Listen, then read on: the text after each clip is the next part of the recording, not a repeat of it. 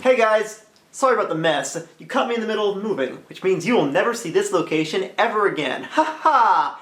Anyway, it took me long enough, but I'm finally finishing up the High School Musical trilogy. And may I just say, thank God for that. This is the last time to get it right. This is the last chance to make it all night. We gotta show what we're all about. Don't get me wrong, these movies weren't the worst I've ever reviewed. Oh boy, have I seen worse! For the most part, the first two High School Musical movies were just bland and forgettable, if not mildly annoying. What has baffled me since the beginning is how these movies were so popular, and how they managed to shape the future of the Disney Channel as well as the future of musical movies. I mean, it was essentially because of these movies that Disney's shows went from fun animated series to teen pop star sitcoms, which prompted Nickelodeon to follow suit shortly after with live-action shows in a similar vein. Hell, it got so bad that for a while, Cartoon Network, which literally has the word cartoon in its name, was doing live-action shows. Things were dire. And hey, given that Disney is apparently working on a new High School Musical TV show titled, no joke, High School Musical, The Series, I think making these reviews has been a good reminder that nostalgia can be a terrible, terrible thing. It's worth noting that High School Musical 3 senior year was released to theaters, as opposed to the previous movies which went direct to TV.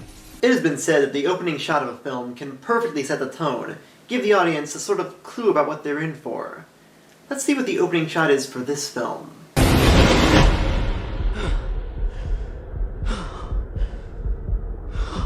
An extreme close-up of sweaty Zac Efron in slow motion.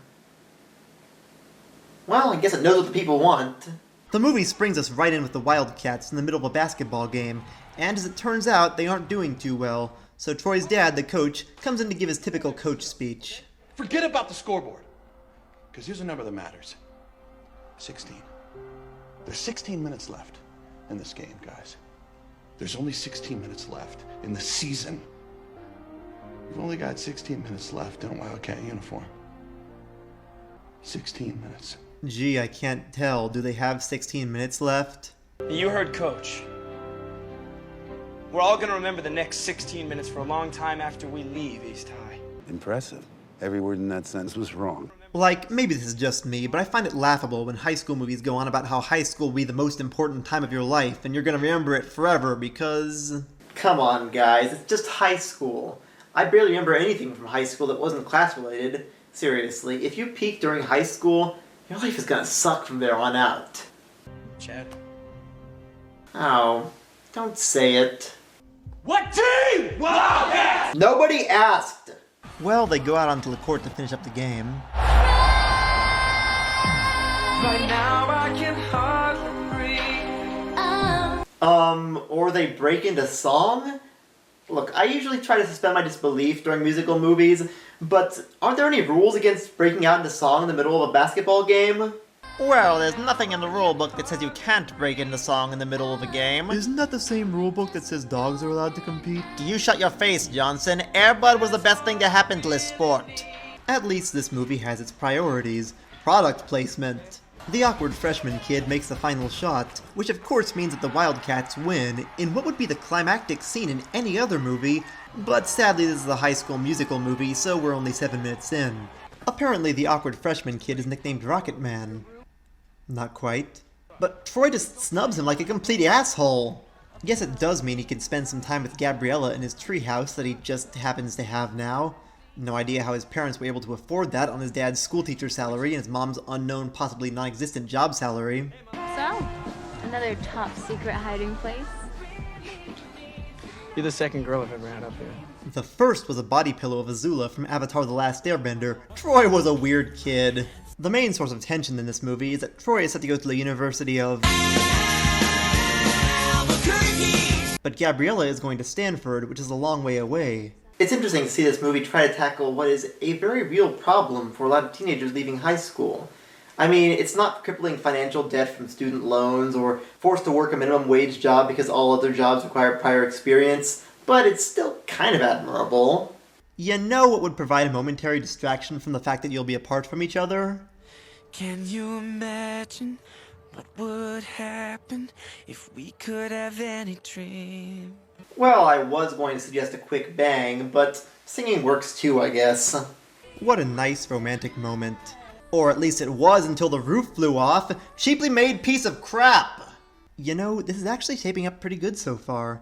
It's 13 minutes in and we already have some pretty decent acting, a realistic plot conflict, and no Sharpay to be seen. And never mind! This guy apparently just orgasmed at the mere sight of her. Wait, how the hell was she allowed to get a double-sized locker at school? And when did she get that? She had a normal locker in High School Musical 2. What are you? I mean, who are you? I'm Tiara Gold. I've just transferred to Eastside from London and noticed on the board that you're in need of a personal assistant. It's best to keep your science and math books together, since those are your first lessons of the day. How do you know my schedule? I took the liberty of checking. Simply to make certain I'd have your non-fat, no-foam soy latte ready for free period. 1 packet of sweetener? Organic, of course. Yeah, I wouldn't be smiling at that, Sharpay. I'd be more scared that she knows all that information. It's kind of creepy. Troy, my brother. Can I have your gym locker? Speaking of creepy, I now see why Troy snubbed this guy earlier. But if there's one thing everyone's hyped for, it's prom. This year's theme is The Last Waltz. Okay, interesting choice having your prom themed after a Martin Scorsese documentary. At least it was better than prom at my high school. The theme for that was The Great Gatsby. You know, the novel that was heavily critical of the excess and extravagance of the Jazz Age. Yeah, way to completely miss the point there. Upon noticing the lack of sign-ups for the spring musical, Kelsey manages to sign up the entire friggin' homeroom without their permission. I'm working on my truck every day after school. I've got 5 recipes to nail for my family science final. We've got a yearbook to edit, so no. All legitimate excuses not to sign up. What's Gabriella's counterpoint? This is our last chance to do something together. All of us. Something really fun. Oh, yippee. So what do you say, Wildcats? Well, let me guess. They're gonna go for it. No, I still don't think... Oh, okay, that was unexpected. I legitimately laughed at that the first time I saw this. What the heck is the show about? You, Mr. Danforth. Me? It's about all of you. Go. And all of you will create it. Are you sure that's a good idea? I'm just saying, back in high school film class, I was involved in a movie where every student had creative input, and it wound up turning out like a mess. Not to doubt the reasoning of a drama teacher who apparently saw no issues with having a brother and sister audition as romantic co-leads for an earlier play. But it turns out that Ms. Darvis also has news that Juilliard is considering 4 students for a scholarship. Miss Sharpay Evans. I'm already packed. Mr. Ryan Evans. Dance. Miss Kelsey Nielsen. And lastly, Mr. Troy Bolton. Okay, no. You really expect me to believe that this kid has a chance at a scholarship at one of the top music colleges in the nation after singing in a total of 1 musical in high school? Dude, I've been classically trained in piano since I was 3. If I never had a shot at Juilliard, then this guy certainly wouldn't. Wait a minute. Cafeteria food that actually looks appetizing? That's the most unrealistic thing I've seen in these movies.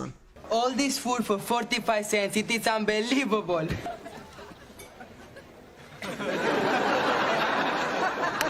Oh, I see. Ever wanted to see what would happen if Sharpay turned into Kesha circa 2010? Imagine having everything we ever dreamed. Don't you want it? Maybe. Can't you see it?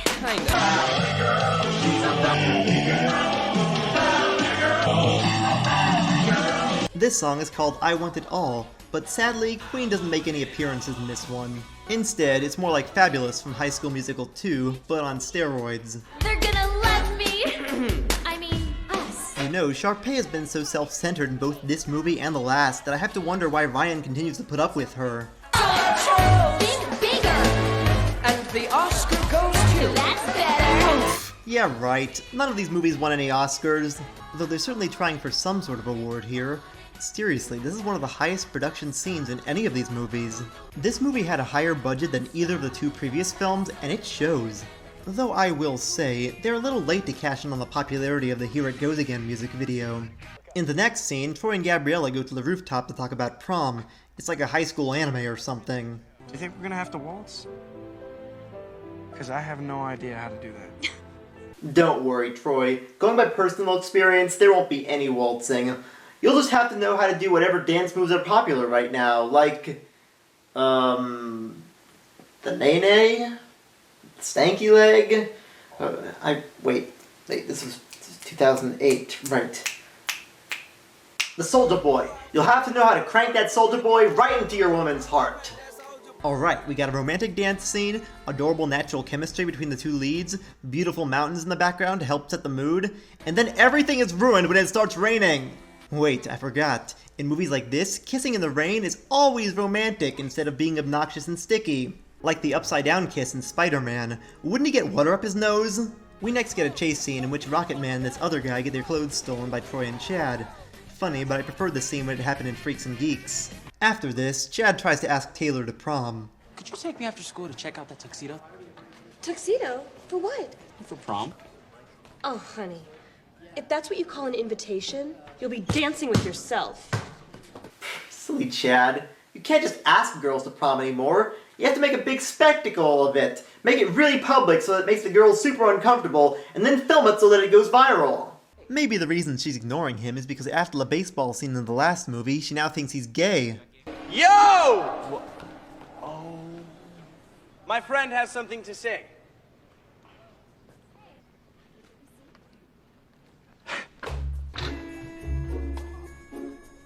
Taylor McKessie, will you please be my date to the senior prom? Now you see that? Overblown, out where everybody can see, and with both parties involved looking super uncomfortable? That's how you do a promposal! The next song number is a typical trying on outfits montage that happens in every high school movie. Guess this makes it even more obvious what Equestria Girls was going for. Now do we have to dress up for the prom? Dude, I don't think we have the choice. Indeed you don't, which makes a large amount of cash you have to spend on your tux all the more painful. Do I want classic or vintage or black? Where's the mirror? I think this tux is too baggy, too tight, it makes me look weird. I think you're doing a pretty good job of that yourself, Troy. Why are you looking at me like that? What, I look weird or something? It's the outfit I'm wearing, isn't it? It's gonna be a night. Can't wait to remember. Oh man. Come on now. Big fun. Alright. These kids have rather high expectations of prom, don't they? I don't remember much about my prom apart from the fact that after it was all over, I was several $100s short. And I didn't even get a limo. Also, Saturday Night Fever much? Wait, so that was all a stage production? So all those sets and lights, that was happening on stage? Okay, that may be the most unrealistic aspect of these movies. A school with such a high budget going to its theater department. Tiara and Rocket Man are selected as understudies for Sharpay and Troy, and they get this little conversation. Understudy isn't a role, you moron. It means you go on if one of the leads can't make the performance. Well, hate to break it to you, sister, but you're one too. The difference being I can actually carry a tune. Listen, babe, I wouldn't sing with you if my hair was on fire and you were the last bucket of water on Earth. What? I wouldn't sing with you if I was starving and you were the last pickle at the picnic. What in God's holy name are you blathering about? Like, I've seen these movies fail at trying to write how teenagers talk, but my god, none of that made sense. And what did any of that have to do with singing? Gentlemen, start your engine.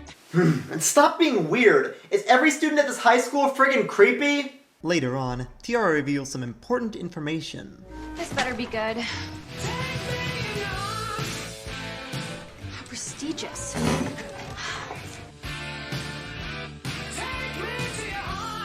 Oh my goodness.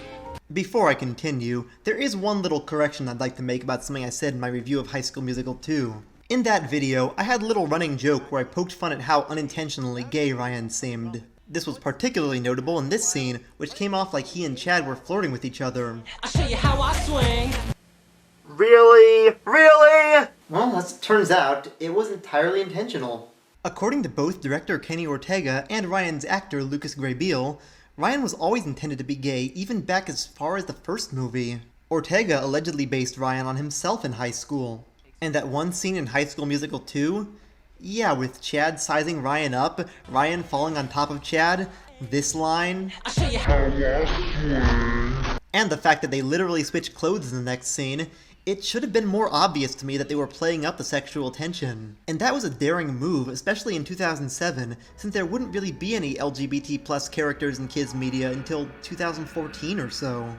Though maybe it would be easier to give it credit if they didn't cop out in this movie. Because here, Ryan's totally straight, and the movie ships him with Kelsey of all people. You know, Kelsey, the girl who'd never had any interest in Ryan before and was paired with Jason in both of the previous movies.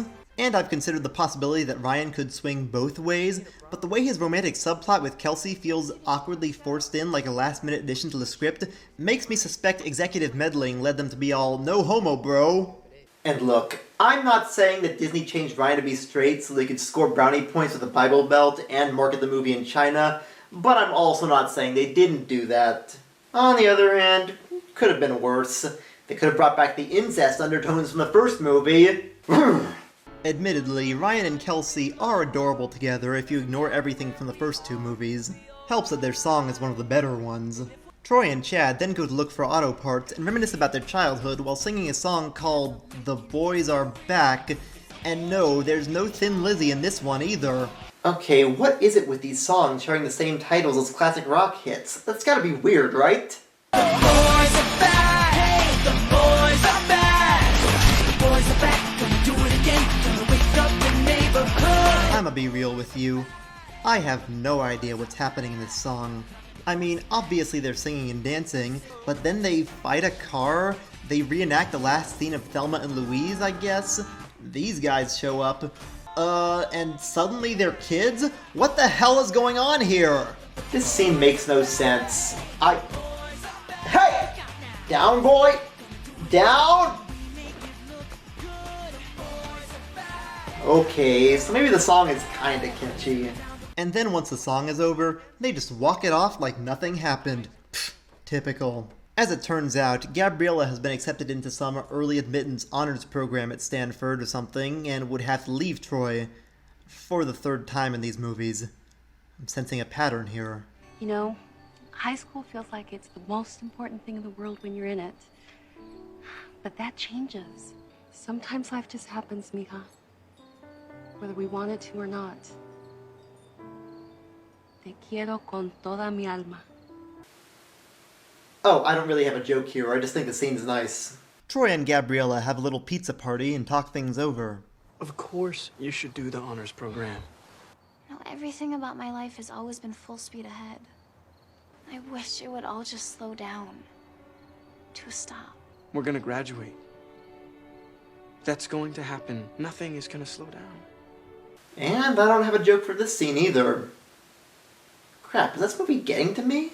I'm a lot better at goodbyes than you. Why are you saying goodbye? We still have prom. We still have to graduate. I meant good night. Now there's something I can joke about. So, did she mean to say that she's better at good nights than him? What the hell is that supposed to mean? Also, just saying, Gabriella's song is kind of tonally dissonant. Just walk away. Oh, and don't look back. 'Cause if my heart breaks, it's gonna hurt so bad. This is supposed to be a song about her conflicted emotions and how she's feeling all torn up inside, yet the major chord progression and corny brass instrumentation doesn't really match with that. It would be like if Sledgehammer was actually about the Armenian genocide or something. We next get the scene that seems to happen in every high school musical movie where Troy and his dad argue about the future. Yeah, U of A isn't the only school that's talked to me, Dad. You know that. But it's the only school we talked about. Chad would be awfully disappointed if you decide to change your mind. No, Chad would get over it. You raised me to make my own choices, and I need to make them. Not you or Chad or anybody else. Me. And right now, I make the choice to partake in another angsty, super emo song number. Yes indeed, it's that time in the movie. Last time we had Troy partaking in a hilarious interpretive dance. I wonder what will happen this time.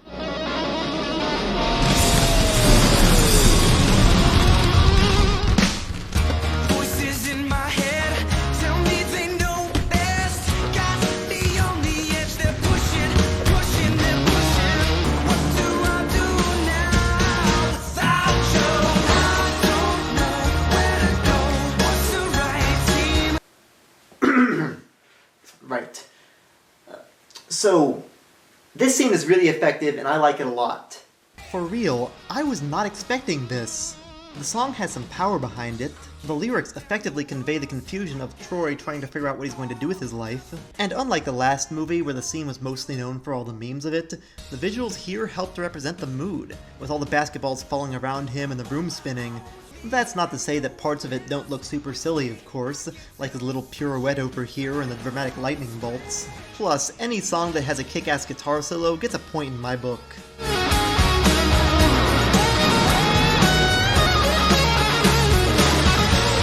But when the song ends, this happens.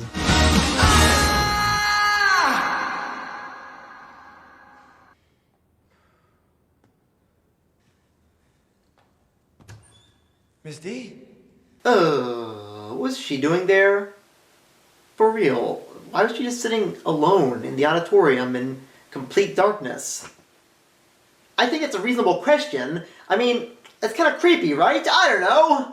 Guess she saw all the other people in this movie being creepy and decided she wanted in on the action.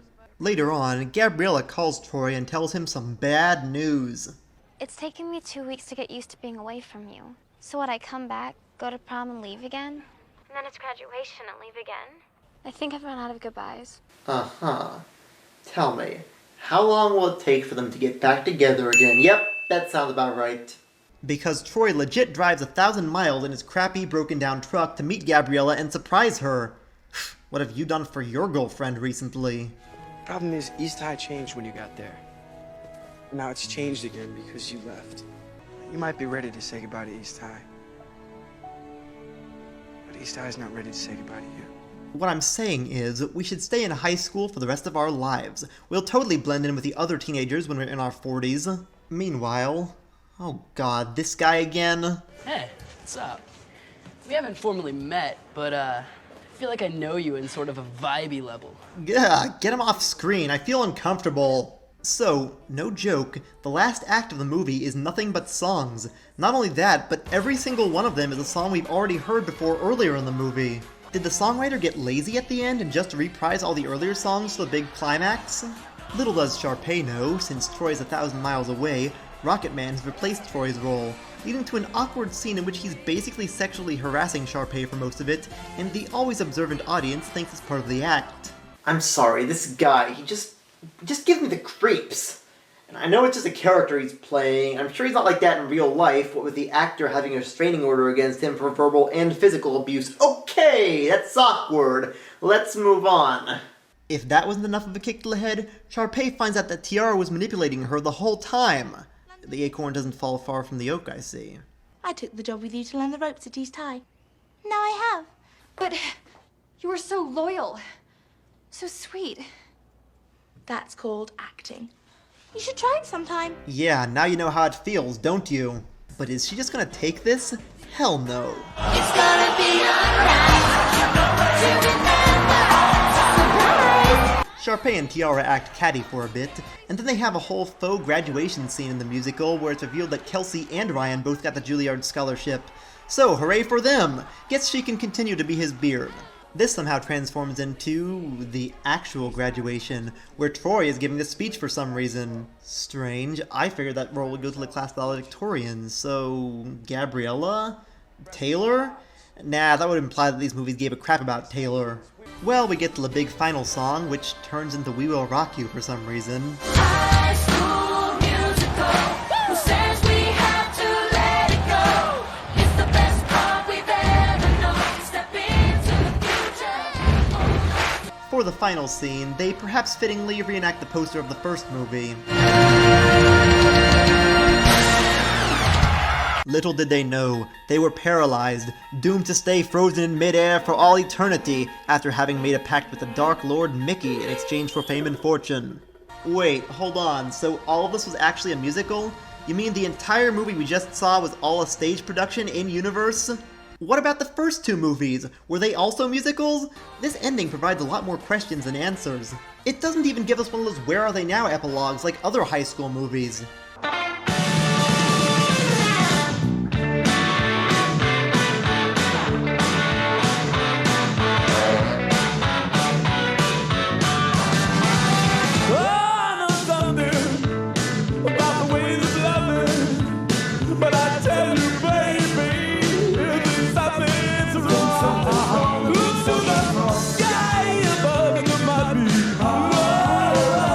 So, that was High School Musical 3 senior year. Was it the best of the High School Musical movies? Well, given the overall quality of the other two, yes, this was best by default. But seriously, I actually found myself liking a lot of this movie. Its strengths are definitely its choreography, its comparatively realistic conflict involving uncertainty of the future post-graduation, and its aesthetically pleasing visuals. They do a lot of cool things with the sets, framing, color theory, and visual storytelling. It's utter cornballs like the others, but there's also a lot to appreciate about it. I wouldn't say this is a movie I'd want to watch multiple times, but it was alright. Maybe I'm going soft, or maybe I'm just glad that after 3 years, I'm finally done with this series. Oh, Bob Saget! Ugh, well, I'll get to that one eventually. Meanwhile, I gotta get back to packing. See you guys later.